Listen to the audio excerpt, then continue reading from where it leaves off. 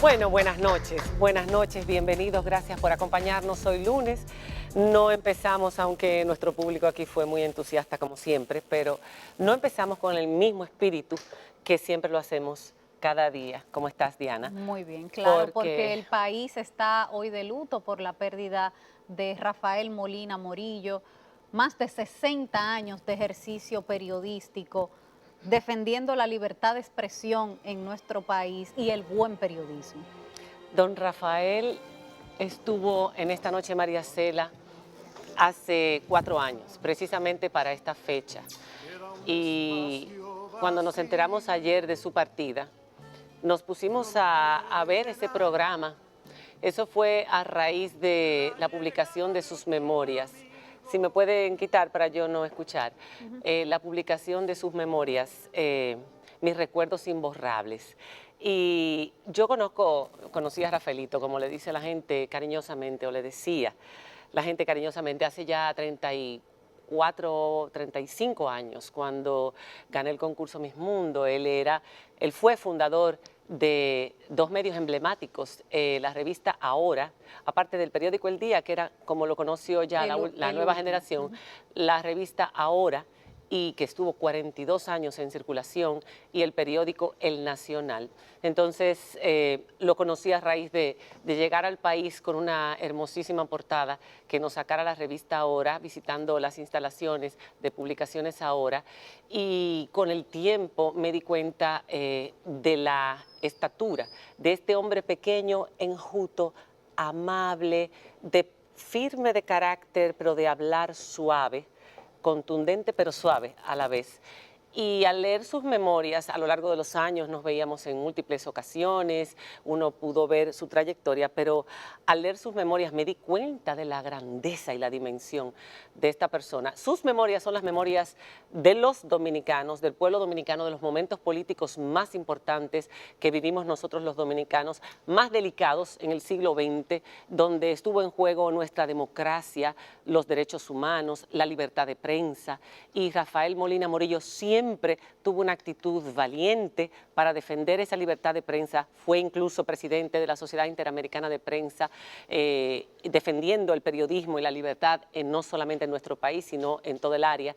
Mira, Y vivió momentos muy delicados en la época de Balaguer, sí. en el 78, cuando en la madrugada llegaron a llevarle unos resultados para que él los publicara amañados de las elecciones, y él se opuso tajantemente a hacerlo, aún a costa de lo que podría eso significarle, y muchas otras anécdotas interesantísimas, Claro. que en las imágenes, no sé si están, Bueno, no las he visto. la revista Ahora le pusieron una bomba y la volaron, Volaron las instalaciones. donde murieron 2 técnicos que trabajaban ahí en la noche.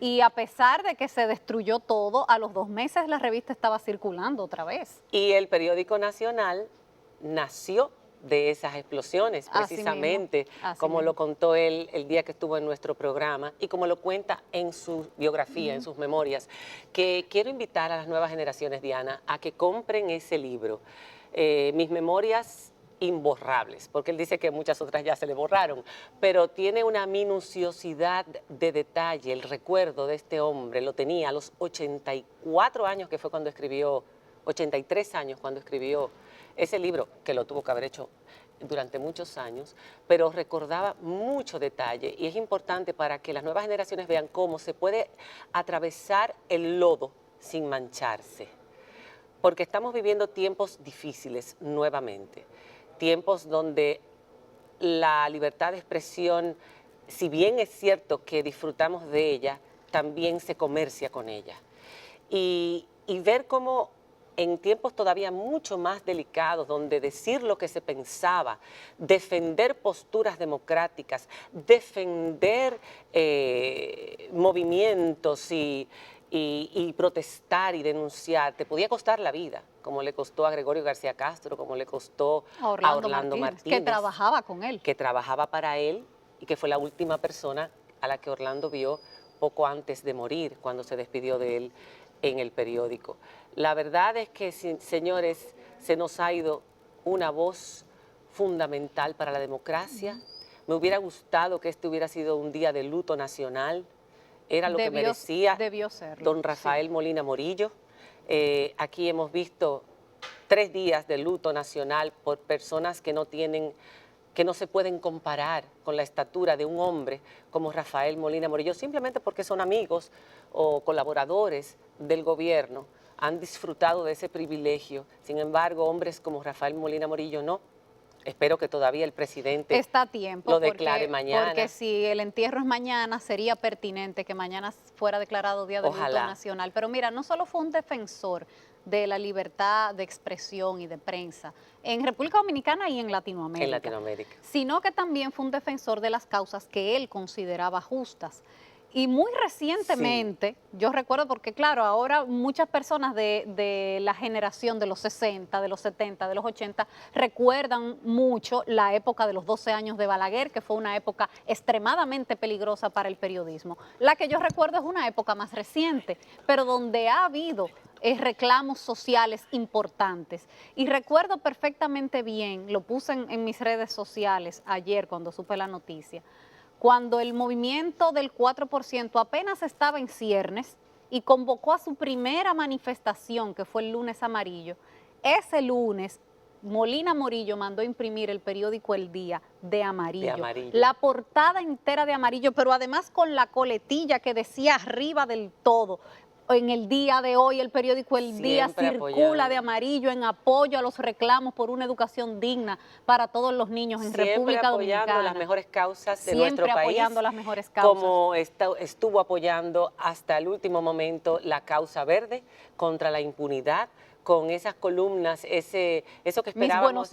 Mis buenos días, todos los días, los dominicanos en ese periódico gratuito, que es El Día, que llega a nuestros hogares de forma gratuita, y lo que más disfrutábamos leer precisamente eran sus buenos días, corto, con una ironía muy fina, te hacía reír, pero al mismo tiempo te hacía pensar, te emocionabas con sus propios sentimientos ya de un hombre en el ocaso, en el otoño de su vida, pero con su mente muy lúcida.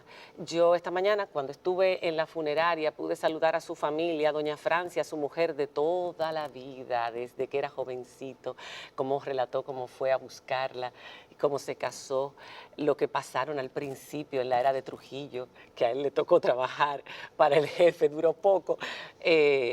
Y esta señora tan hermosa y tan fundamental en la vida de él relataba en este programa que una vez Juan Bosch se enojó con él, lo admiraba por la publicación ahora, le mandaba cartas desde el exilio diciendo que por fin los dominicanos de centro, que no eran ni comunistas ni reaccionarios, podían tener una publicación que disfrutar.